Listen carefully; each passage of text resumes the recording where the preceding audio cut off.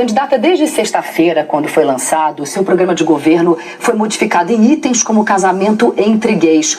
Houve um recuo em relação a algumas reivindicações de movimentos que defendem os homossexuais. É um recuo da senhora em relação à constatação de que a senhora é mais conservadora do que alguns eleitores acreditavam? Na verdade, é uma concessão à religião num Estado laico?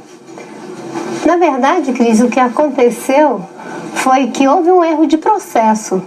A equipe do programa de governo foi quem fez a correção. Eu nem interferi nesse processo. Aconteceram duas falhas. Uma foi em relação à energia nuclear, que na parte de ciência e tecnologia estava dito que iria, no finalzinho de uma frase, ampliar a participação da energia nuclear na matriz energética brasileira. E a outra foi que o documento que foi encaminhado como contribuição pelo movimento LGBT não foi considerado o documento da mediação do debate. Foi o documento tal qual eles enviaram. Vários setores mandaram contribuições e, obviamente, que nenhum setor colocou 100% das propostas que colocou. Eu mesma, que sou ambientalista, não iria ter a pretensão de que todas as propostas que eu apresentei iriam ficar ipsis literis.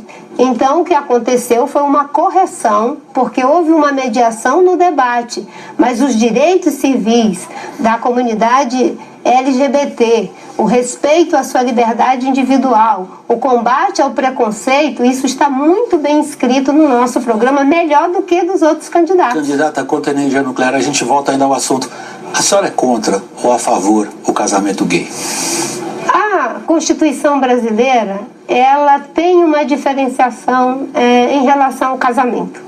O casamento é utilizado para pessoas de sexo diferente. Para pessoas do mesmo sexo, o que a lei assegura, que o Supremo já deu ganho de causa com os mesmos direitos equivalentes ao do casamento, é a união civil. Mas não a lei, candidata, a senhora.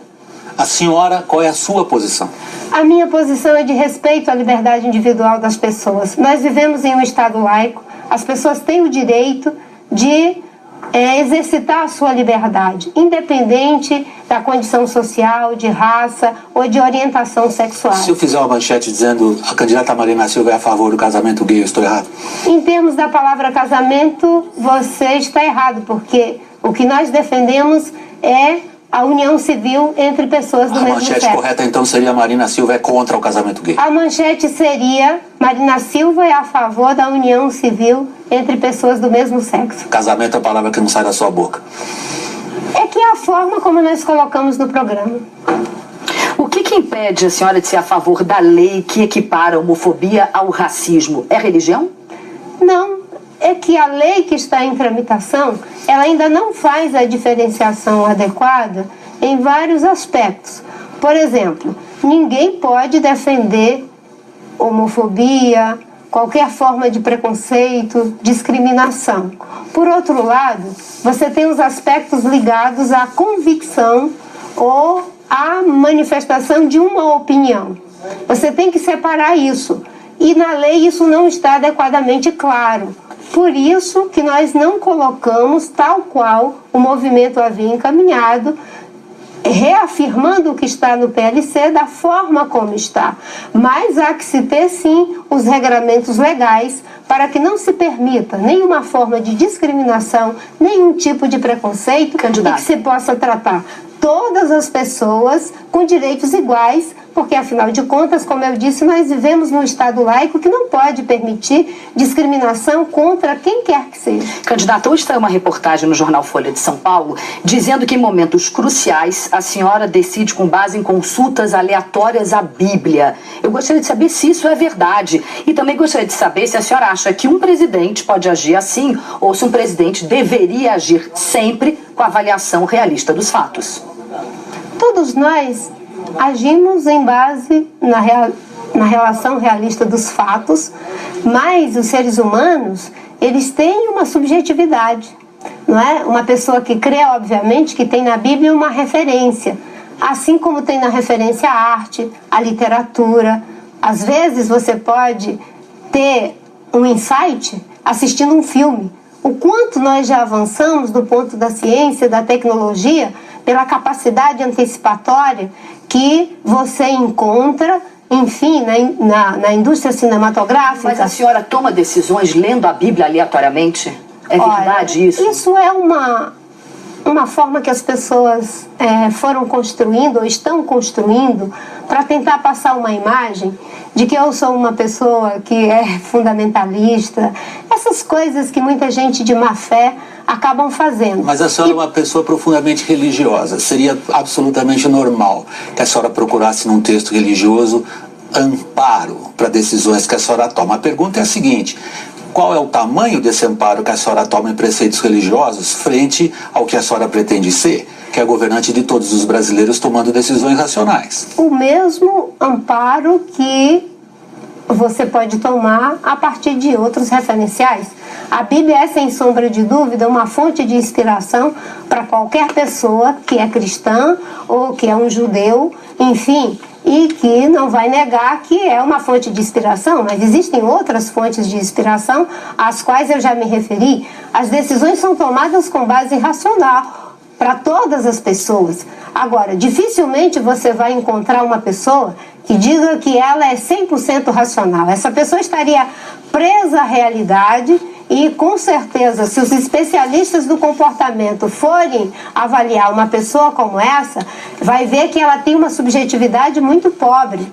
Qualquer pessoa toma suas decisões considerando vários aspectos. Ele é atravessado pela cultura, se tem crença pela espiritualidade, se é da ciência pelo conhecimento científico. O ser humano não é uma unidade, digamos, pura de alguma coisa, né? Somos seres subjetivos e a subjetividade é uma riqueza interior para qualquer ser humano. Nós estamos entrando no campo da política e imediatamente vem à minha mente algumas das críticas que a senhora tem feito recorrentemente ao que a senhora chama de crise da democracia representativa brasileira. Democracia essa que lhe permitiu, candidata de vereadora, a ser 2 vezes candidata a presidente. A senhora é um exemplo de uma democracia representativa que permite que as pessoas ascendam. Que crise é essa, afinal? Eu tenho falado, na verdade, William, da crise da política.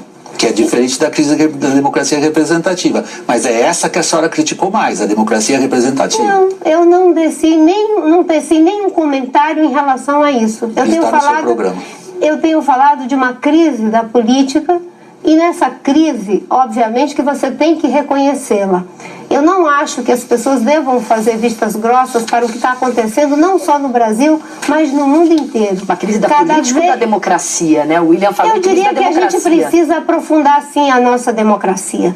Isso significa democracia direta por conselhos populares? É uma combinação das duas coisas. Ampliar a participação das pessoas, ao mesmo tempo melhorar a qualidade da representação e das nossas instituições. Se nós partirmos do princípio de que a representação está muito boa, obrigada, de que não temos problemas em relação às instituições políticas, nós vamos ficar metidos na situação de crise dramática que nós estamos hoje no Brasil, em que as conquistas que alcançamos a duras penas estão sendo ameaçadas pelo atraso na política e até mesmo por um certo descolamento das pessoas em relação à capacidade de acreditar que os políticos e os partidos podem ajudar a resolver os seus problemas. O que eu busco é aperfeiçoar a nossa democracia, democratizar a nossa democracia, combinando a participação correta e legítima pelo o que é assegurado na Constituição dos cidadãos. Nós somos eleitos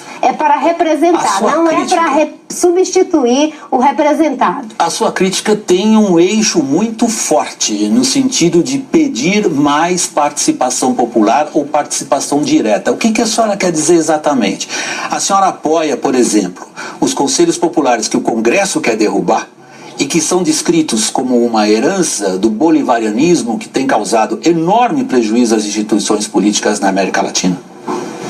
Uma coisa importante para a gente pensar, William, é o que significa ampliar a participação das pessoas.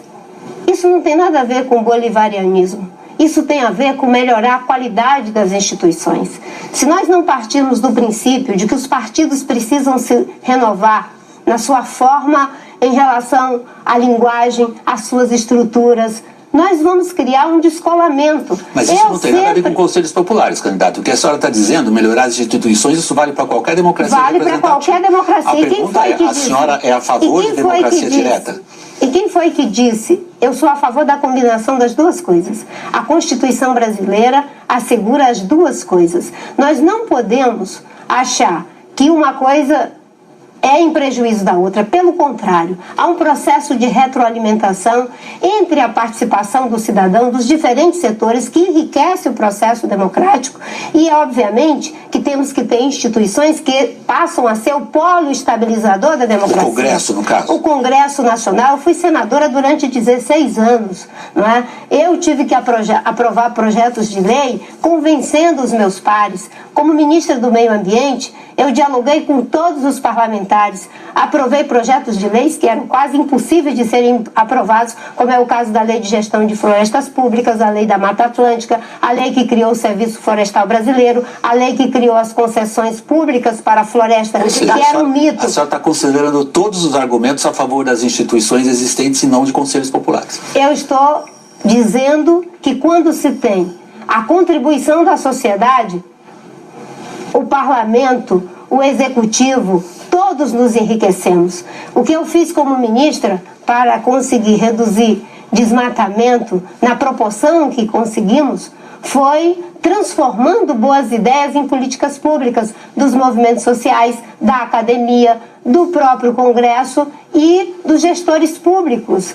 Hoje não tem mais essa ideia de que você faz as coisas pura e simplesmente para a sociedade. Você faz com a sociedade. Fazer com é diferente de fazer para. Conheço muitas pessoas que estão dizendo aí que é um perigo dizer que vai governar com a participação da sociedade. Candidata. Mas também não é bom achar que vai governar apenas para os partidos. Candidata, a gente tem que fazer um pequeno intervalo, mas a gente volta daqui a pouquinho com a segunda parte da entrevista com a candidata do PSB, Marina Silva.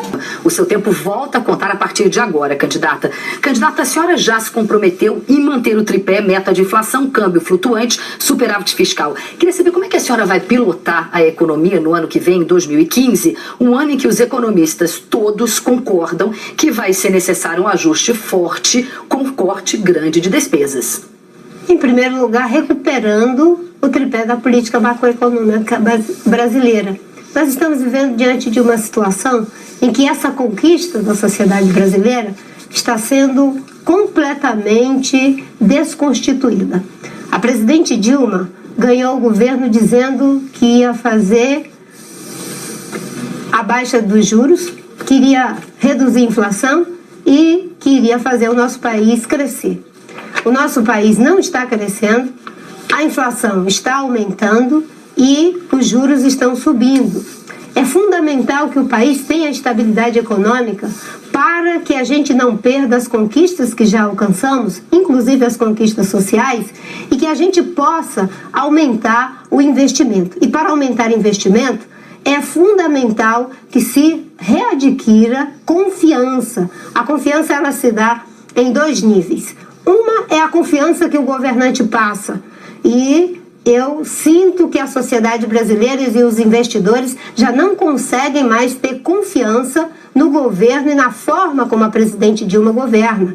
E a outra forma é combinando os instrumentos de política macroeconômica com os instrumentos de política microeconômica, criando um ambiente favorável para o investimento, aonde você não tem essa situação que nós estamos vivendo agora.